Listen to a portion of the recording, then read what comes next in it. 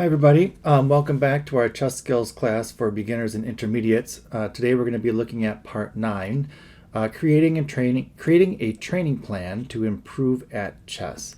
As you know, we meet in the Library and Learning Commons on Thursdays at 2:30, and we've been going through a series on chess skills, I guess, for beginners and intermediates. Go figure. So today we're going to talk, like I said, a little bit about creating a training plan to improve at chess. If you want to join the club, please look at the playlist that we have here.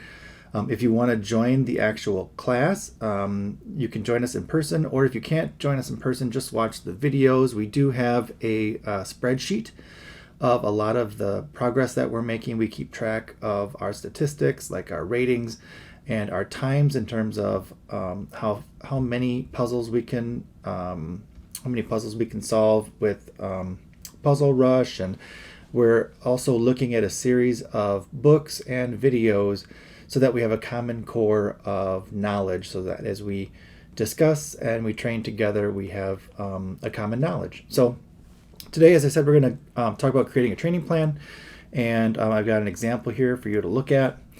Let's see why I can't. There we go. Okay, so a typical training plan should include playing games, obviously, especially longer time-controlled games. You're not going to learn a lot from blitz games or especially bullet games, but you're not going to make a lot of great thought-provoking moves with blitz. So the longer the longer time controls, the better. You want to also, as you're trying to create a training plan, look at analyzing and storing and reviewing your games and how to do that. Doing tactical puzzles should be a typical part of your training plan, and also a learning component like studying chess by DVDs, books, YouTube lessons, that sort of thing. So those 4 things should comprise your training plan, at least for now, for beginners and intermediates. And then you will see, especially if you are doing tactical puzzles, your ratings will drastically improve. All right. It's important to play humans. I know a lot of our students do play bots, but there's a human side to chess that you're just not going to get with playing a bot. So make sure you are playing humans, especially if you're online. We play a lot of in-person games in the library, so and we do record those, and we put those into ChessBase or even into chess.com, and we'll analyze them together. So make sure you are playing humans. As I said, short games are fun. Bullet games obviously are 1 minute. Blitz games are 3 to 5 minutes. They can be kind of fun, but you're really not going to learn a lot from them because you're focusing on gut moves. We really need to look at games, or as you're playing your games, look at your moves for deeper thinking. So longer games do help you with that.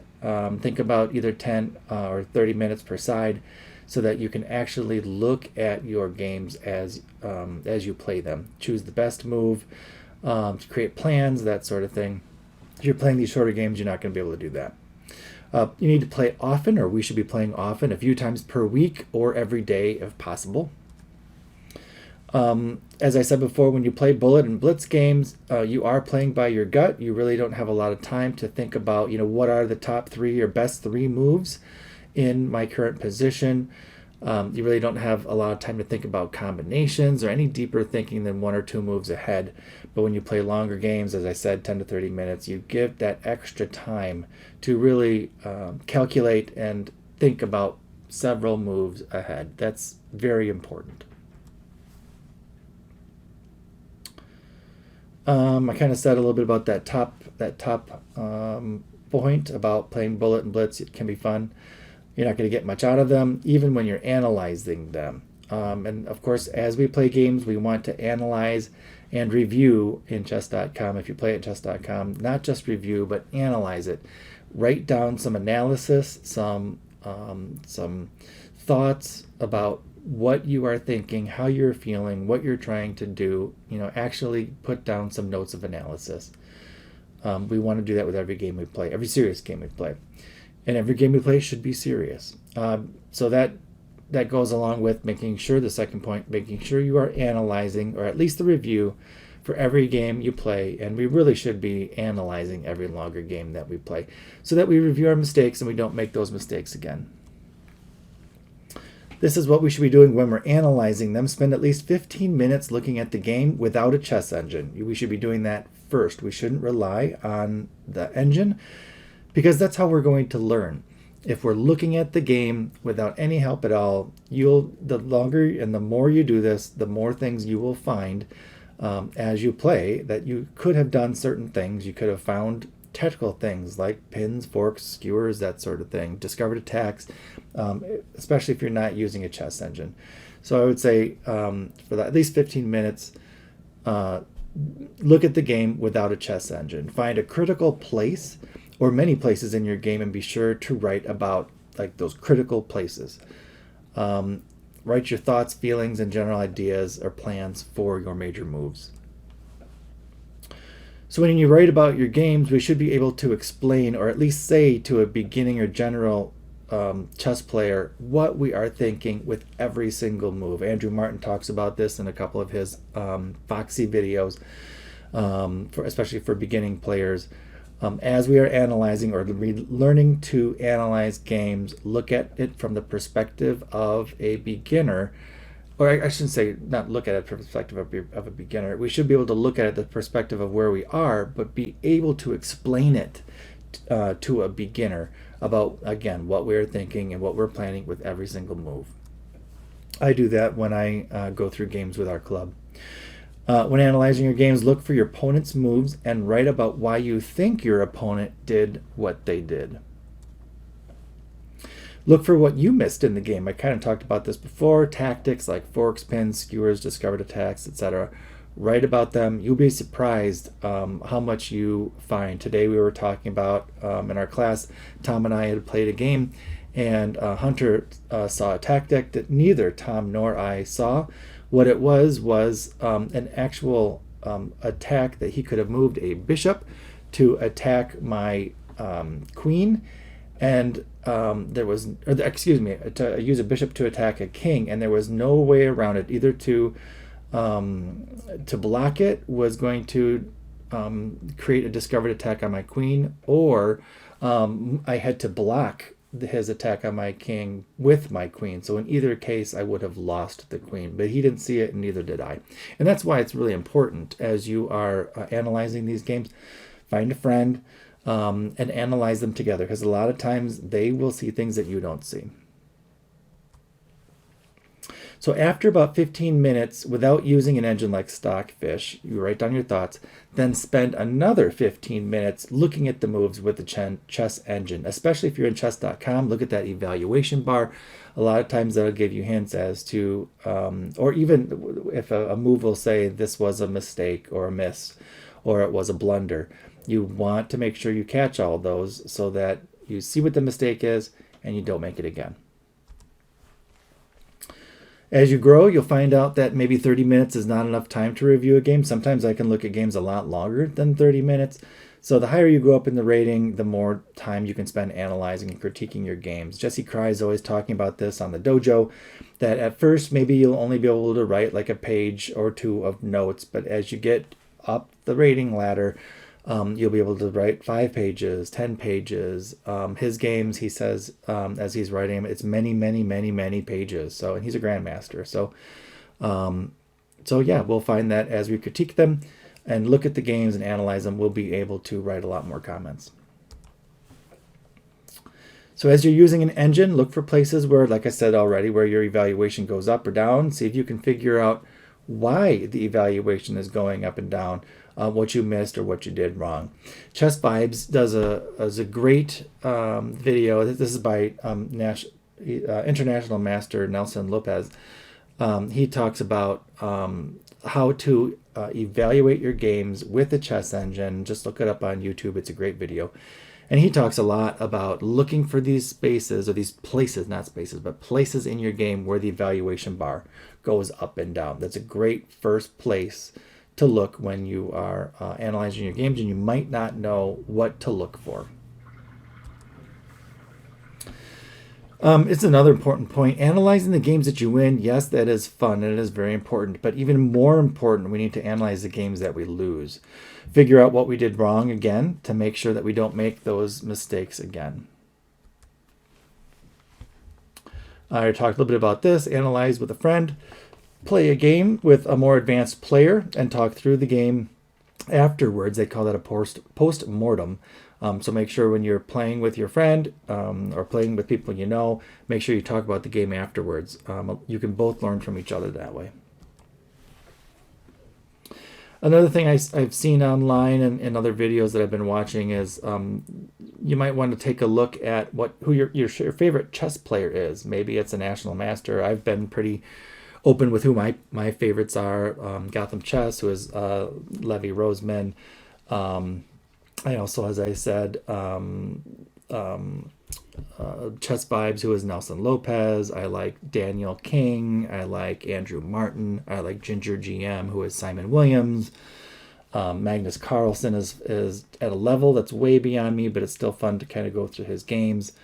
Find a person that you like and look at their games and see if you can figure out why they do what they do. When analyzing your games, try to make sure that you store all your games into a database, whether you're using a program like ChessBase. That's a fantastic program. It is a little expensive, but for some people, but that's a great place to store all of your games. You can store your games in Lichess. When you play your games on chess.com, you can store them in archives in chess.com. You can store a lot of games in chess.com.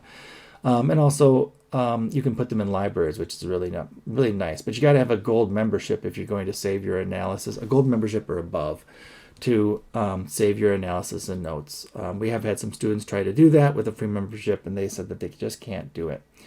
So I do highly recommend chess.com to all of our students. As you know, I have a old gold membership. I kept the old gold because the new gold only lets you analyze one game a day, and a lot of times I will analyze more than one game a day. The new gold does include I think it does anyway, includes the library of videos that they have, and I did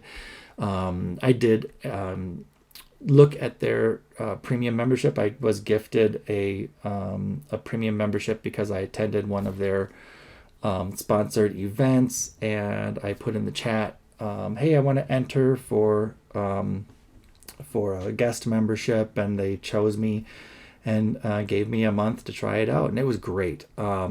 It's a little pricey for me right now, as you know, because of my family obligations, but I really, at some point, want to go back and get either the diamond membership or the platinum because of the tools that you get with it, all the videos. Like I said, you can write notes and annotations on all your games. I use a gold to create our tournaments for our club, that sort of thing. But you have unlimited tactics, puzzles. So seriously consider getting a gold membership if you don't already have one.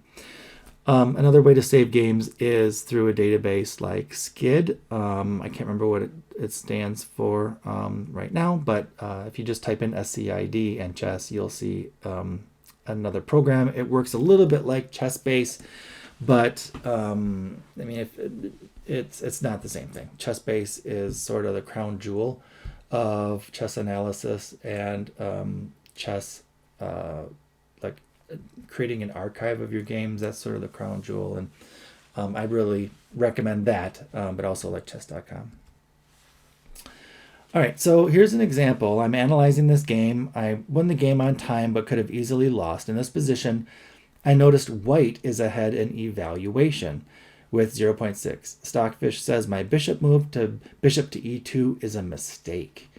Do you see that? But white makes a blunder with c4. Why is this a blunder? I don't know. Can you see why it's a blunder? And it has to do with calculation. I didn't notice this during the game. This is why I need to work on it. And but yeah, it's about a calculation error, and I didn't notice it. I'll go through what it is. So in the game, what I ended up doing is I took the pawn with d takes c4. That too was a bad move. Why is that? Because I had a better opportunity for me. And this is it. Because I missed a material advantage in that calculation I talked about a little bit before. So what should I have done instead? And I'll go to the next one. So going back to White's c4 blunder, this is what I should have done. I should have taken the bishop on g5 with my dark squared bishop takes g5. As you notice, now I'm up in evaluation now by 4.3. And why is that? Now you'll see. It's either a free bishop if White didn't want to respond to it, but if White did respond by that g5 square is double guarded. The g5 square, I'm sorry, is not double guarded. I have it written down that the g5 square was double guarded by White, or White could have taken their knight. It's only single guarded. So White took with their knight, and then I can take with my queen. So now I'm up an entire piece. It would have been a bad exchange for White because, as you know, if you're down a material, you do not want to trade pieces. So it would have been a trade on top of losing a piece. So now I'm up an entire piece. And you can see in the evaluation bar on the left, I'm up by 4.3 points. So that was a calculation error that I missed, and I wish I had seen it. It doesn't matter, I won the game on time anyway, but it would have been better to beat a 1300 level player with tactics. So now I would take a pawn with e takes d5. Again, in the end, I'm up a piece, and I have more pieces developed in my position. My evaluation, again, is 4.3. So as I'm typing this, or afterwards, what I said is, so after my analysis, my next step is to write a note in the analysis so I can review it later and file it in my saved games folder. Make sure to click on save so you don't lose. So you can see at that move 8, I typed in, I should have taken White's bishop with b takes g5, because if White takes my bishop on g5, I can capture the knight with my queen with queen takes g5 and be up an entire piece.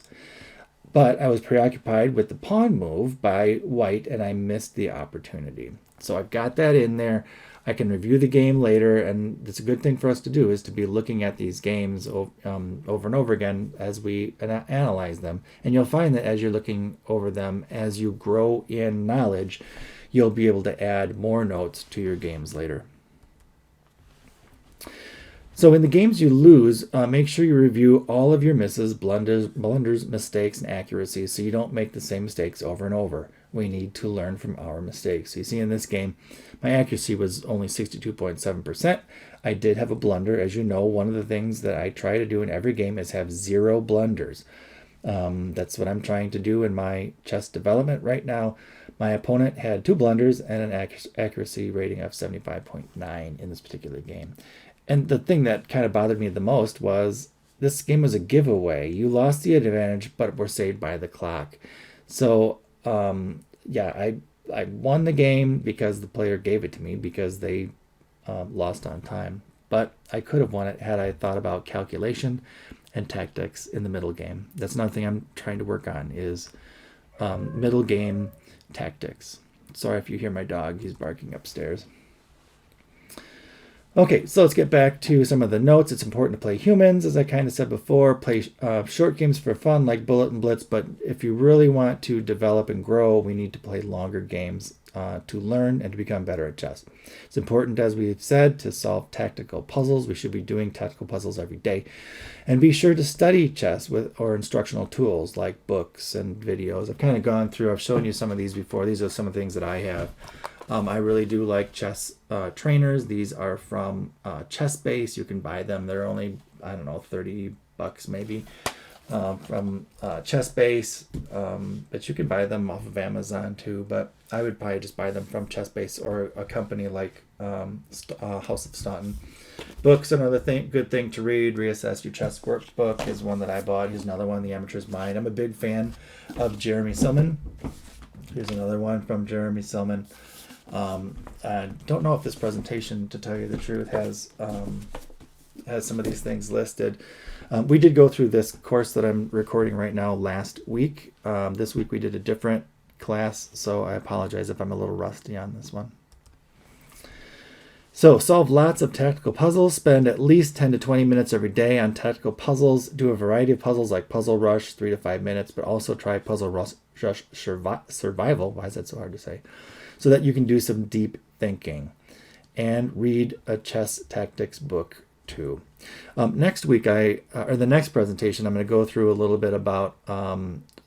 In this presentation, I have sort of a plan of what I'm going to do and what I have been doing, but I modified that a little bit after talking to Hunter, and we've been sort of looking at what each of us in the club's been doing, and so I'm altering my study plan a little bit for a few weeks, and then I'll probably go back to my original plan. But so stay tuned for the next video on that. As I said, solve lots of tactical puzzles on chess.com. You get a limited number with free and lower accounts. So for example, like I said, I have the old gold membership, which I get, I want to say maybe 3 tactics puzzle rush, either the 3-minute, the 5-minute, or the survival. You only get 3 sessions with that. So you can use up your tactics pretty easily. If you have the new gold, though, I believe with the new gold you get unlimited puzzles. Don't quote me on that, though. But that would be one reason to get a premium membership from chess.com is the puzzles. They are fantastic. This is another way that you can solve a lot of tactical puzzles. This is chesscup.org. This is free, and you have unlimited access to the chess puzzles. I believe they have about 500,000 chess puzzles, so I'll be using this until I can somehow get a premium membership on chess.com. So try these tools: Puzzle Rush on chess.com, Puzzle Rush on chesscup.org. I showed another one of these books a couple of weeks ago. You've seen this one, I'm sure. This is Polgar's chess book, 5,334 Problems, Combinations, and Games. This is by Susan and Judith and, oh shoot, what's the third sister? Anyway, their father created this, and I've gone through, I haven't done much of it. I think I've done about the first 100 puzzles, but yeah, give that book a look if you can. Another one that we've been looking at is the woodpecker method. That might be a little advanced for me and sort of our beginners, but something that I definitely want to get into. So that's the one I just showed you. This is chess, 5,334 Problems and Combinations. I just showed you that one. This is what the woodpecker method looks like. Am I going the right way? Yeah, be sure to monitor your progress with tactical puzzles. The woodpecker method is a great method for pattern recognition. What you do basically is you time yourself through each section, and hopefully the more times you do the section, the faster you'll get at solving those tactical puzzles. Use a variety of books, videos, courses, etc. to broaden your overall chess knowledge. And what I usually try to do is spend 20 to 30 minutes a day on a specific task, like opening theory. And I know I'm very straightforward with our students and myself about spending less time on learning openings and more time on learning opening practices. Things like controlling the center, putting a pawn in the center, don't move the same piece twice. Don't bring your queen out early. Keep your knights in the center of the board because a knight on the rim is dim. Move your knights before your bishops. All of those opening principles. So make sure you're working on, like I said, a specific task, either a book, a video course, structured chess lesson, that sort of thing. Another thing that we have in the library, you can get these from your local library. Well, if they have them, I don't know. We have them. But I highly recommend these. This is a set that I'll be buying for myself personally. It's the complete 7-volume Winning Chess series by Grandmaster Yasser Seirawan. I just showed you this one. This is Silman's complete endgame course. These are some of the Fritz trainers that I showed you. I do have the Basics of Winning Chess 2.0. Actually, I've got a lot of these. These are great videos. As I said, they're $30 to $35 each, and they're usually 4 to 5 hours in length. I highly recommend getting a course. This is a great course, the Comprehensive Beginner's Course 0 to 1400 ELO. Yeah, buy a course and finish it. This is another great series. I highly recommend it to our students. It's the Andrew Martin's Foxy, volumes 84 through 88. This is the Train Yourself Chess course From Novice to Expert, it's 11 hours long. I've gone through a couple of these so far. I plan to do the entire course. This is another one that I've been working on. I have it here somewhere. It's right here. What I did is I got this through interlibrary loan from another library. I was evaluating it. You can kind of see it. I was evaluating it for the club. And the library that I'm at, we're going to be buying it. It's a great course. I've gone through over half of it so far. But yeah, highly recommend it. This course is not very expensive. This is the Great Courses. And again, this is by Jeremy Silman, the person that I've been talking about who writes these fantastic books. So if you can afford it, I want to say it's maybe $30, $40, not a lot of money. So think about buying it. It's great. I want to say it's maybe 12 hours long. So yeah, give it a shot. This is the Fundamental Chess Openings. I have this one here. Where is it? This is it right here. This I don't think this was very expensive either. Well, you can't really see it. It's not that expensive either, but you can see it goes through.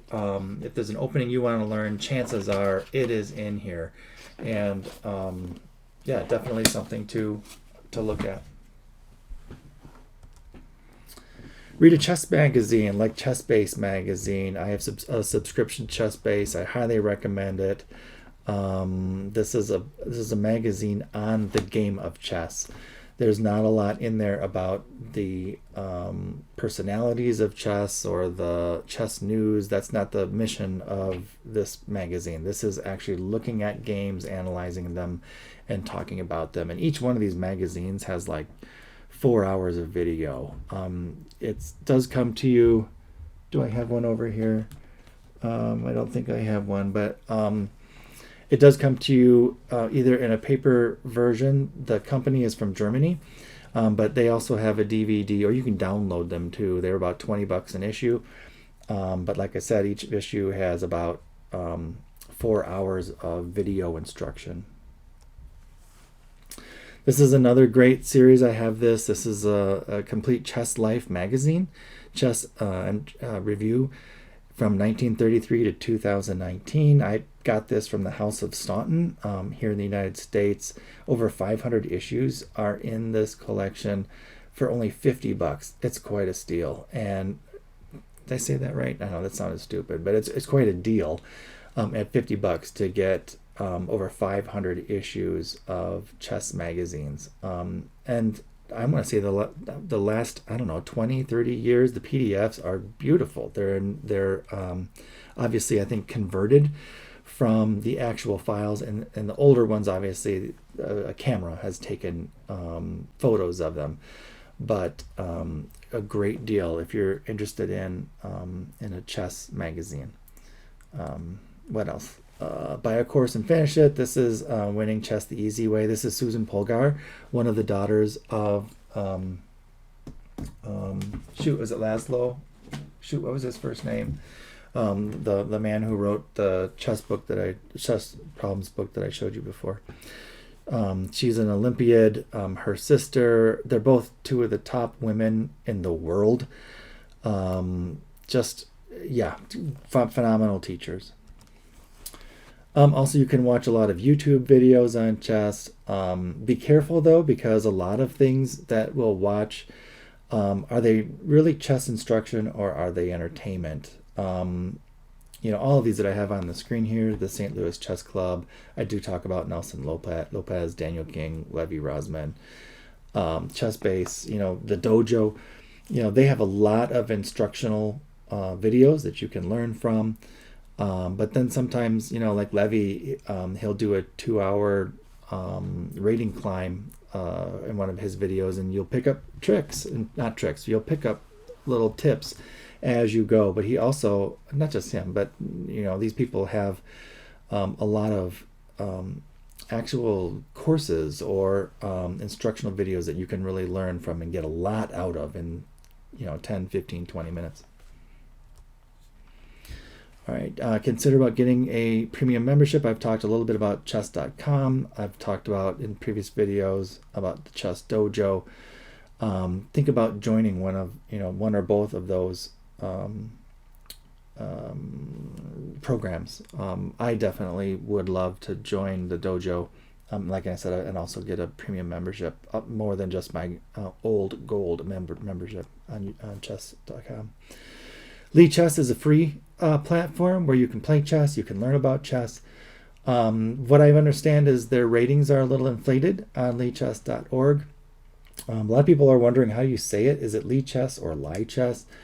It's called Lichess because it's named after Libre, which is sort of to have a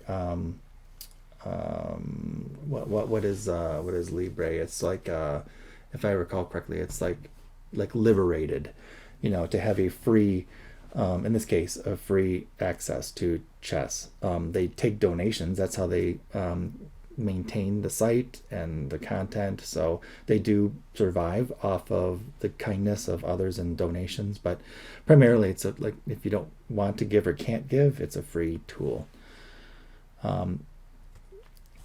Also, I encourage our students in the club, and this is really open to anybody. You don't have to be a student at our college. Anybody can join us. But think about joining our cohort. Wow, that was hard to say. Cohort.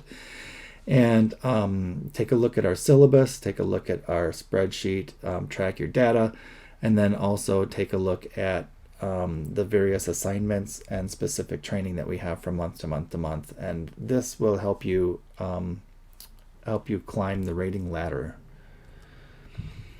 Check out our Facebook page. We're at Grand Rapids Community College Chess Club. I maintain this. I put some YouTube videos out there as I find really good ones. I don't know how many. I put a ton of videos up there, and I talk about our club too. So think about checking us out. So let's quickly just talk about what a typical training study plan would look like. What I try to do is get into a space where there aren't any distractions because we need to concentrate. Don't play music, don't multitask, don't have videos playing in the background. Get to a place where you can really concentrate. Be serious about your time. If you're going to spend an hour, really spend an hour. Don't spend the first 40 minutes playing blitz games because that's not part of your training. You need to play longer games. And then, as I said, those components in your study plan need to be there. They need to be, yes, play a serious game. Yes, analyze a game. Yes, do some tactics. All those things. And then the fourth thing would be do some level of study in like a chess book, a DVD, those types of things. Okay, so be serious, stay on task, and do those things I just talked about to help you keep your study plan going. Something that Kostya said from the dojo: try not to lapse or switch between different books or different courses unless it's either finished or unless you lose interest in it. Try to complete it if you can, but if you just lose interest, then move on to the next thing. But don't skip back and forth. You really need to stay on task. So a typical study plan could look like this, where you spend 15 minutes of warm-up with puzzles every day, 15 minutes analyzing your own and master level games, then store them in a file. Obviously, you're not going to finish analyzing a game in only 15 minutes, so kind of pace it out throughout the week. Then maybe for 30 minutes, play a game. You wouldn't do all of these things in one day because there's more than an hour there. No, I guess that is an hour, isn't it? 30 minutes to play a game, 2 to 4 times a week. 30 minutes to study a course, book, magazine, or subject 2 to 4 times a week. As I said, some extra credit that I do that I don't count towards my weekly plan is YouTube videos. A lot of the YouTube videos I watch are like entertainment, or I'll watch a tournament. That's not instruction. That is entertainment. And then again, as I said before, don't count your bullet and your blitz games as instruction time or part of your study plan. That's just extra time that you can just devote to chess, but don't count it towards any kind of chess development time. Here are a couple of important things that I've been trying to do. Create a chess journal or a book. Take notes on all the instructional videos or books that you read. If you see something interesting in a puzzle or a game, take a note on it. So this is actually a copy or a page from one of my journals. This is called just Chess Study Journal that I started to write. So I take notes on everything that I watched. As I mentioned before, this is from the How to Play Chess Lessons from an International Master.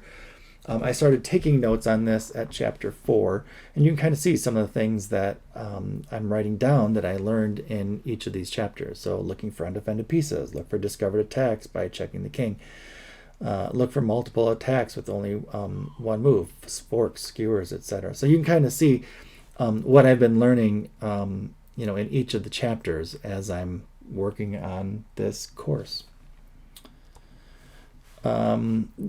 The journal includes dates of when I watched them. So this was Chess for Novices by Sabrina Chavanis. I highly recommend. It's a 2 DVD set. It's one of these Fritz trainers, but it's by, like I said, Sabrina. But yeah, what I did is I would watch it, and then as I would see each video, I would take notes on it. And then as you are wanting to remember what you see, draw some diagrams and then put them into your notes so that you can remember them later. So also, this is another document. I can't remember the name of the woman who I got this from, but she created a Why I Lose Chess Games notes. She has a fantastic video out. Like I said, I don't remember what her name is, but she had challenged herself to get from 0 to 2,000 in 2 years, and she did it. And she kind of documented it, and it was fascinating to watch. But one of the things she did was she added this Why I Lose Chess Games notes. So you look at every game you lose and write down why you think you lost them. So I did that. I looked at some of my games. So this, for example, this document kind of starts with information for each game that I find as I'm analyzing them. I wrote down all of the ideas of why I think I lost.